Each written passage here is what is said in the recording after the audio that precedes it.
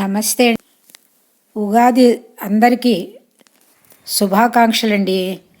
మేము ఇంట్లో పూజ చేసుకున్నామండి. ఉగాది పచ్చడి కూడా చేసాము. దానికి కావలసిన సామాగ్రి అండి, కొంచెం వేప పువ్వు అంటే దాని రేఖలు తీసేయాలన్నమాట అండి. ఆ రేఖలు, కొంచెం ఉప్పు, కొంచెం మామిడికాయ, పచ్చి మామిడికాయ అనమాట. పచ్చి మామిడికాయ ముక్కలు అయితే పిల్లలు ఇష్టంగా తినరని దాన్ని తురిమేసి పెట్టామండి. కొంచెం బెల్లం తురుము, చింతపండు కూడా కొంచెం బాగా రసం తీసి కొంచెం గిన్నెలో తీసుకున్నామండి. కొంచెం పచ్చిమిర్చి, కారం, షడ్రుచులు అంటే 6 రుచులు కదండి. 6 రుచులు కలిపి ఉన్నది ఉగాది పచ్చడి అంటారు. మనకి ఆప్షనల్గా అరటిపండు చిన్న చిన్న ముక్కలు కట్ చేసుకుని అరటిపండ్లు, కొబ్బరి తురుము, మన ద్రాక్ష పళ్ళు ఉంటే చిన్న చిన్న ద్రాక్ష పళ్ళు ముక్కలు వేసుకుని మనము కూడా, అది ఆప్షనల్ అండి, మన ఇష్టము. ముఖ్యంగా కావాల్సింది 6 రుచులండి. 6 రుచులు ఉండాలండి. 6 రుచులు కలుపుకున్నది షడ్రుచులది అదే ఉగాది పచ్చడి అంటారండి. ఒక గిన్నె తీసుకునండి, ఇవన్నీ ఒక్కొక్కటి చొప్పున మనం అన్నీ కలుపుకుంటూ ఉండాలండి. అన్నీ వేసుకుని మనం కలుపుకోవాలన్నమాట అండి. అన్నీ కలుపుకున్న తర్వాత అది మనకి పచ్చడి తయారైపోతుందండి, ఉగాది పచ్చడి. ఈరోజు ఉగాది కాబట్టి అండి ఇంట్లో. నమస్తే అండి, welcome to Shrimati K Satyavathi channel.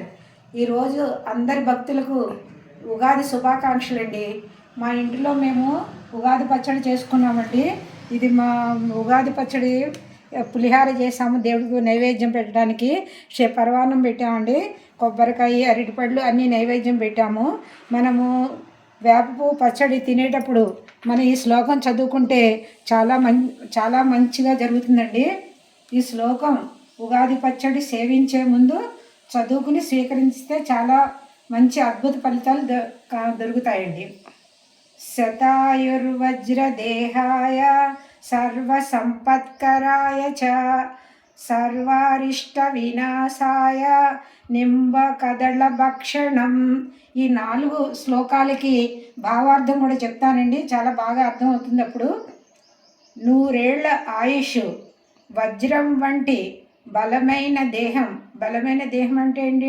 ఆరోగ్యం, సమస్త సంపదలు చేకూరాలని, అన్ని రకాల అరిష్టాలు అంటే కష్టాలు తొలగిపోవాలని వేప పూతతో కూడిన ఉగాది పచ్చడిని నింబ కందళ భక్షిస్తున్నాను అని మనము సేవిస్తే అండి ఉగాది పచ్చడిని, అది చాలా మన ఆయువు పెరుగుతుంది, ఆరోగ్యం కూడా బాగుంటుంది.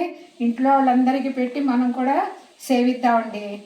నమస్తే అండి. వీడియో ఎలా ఉందో చెప్పండి, కామెంట్ రాయండి, షేర్ చేయండి, లైక్ చేయండి.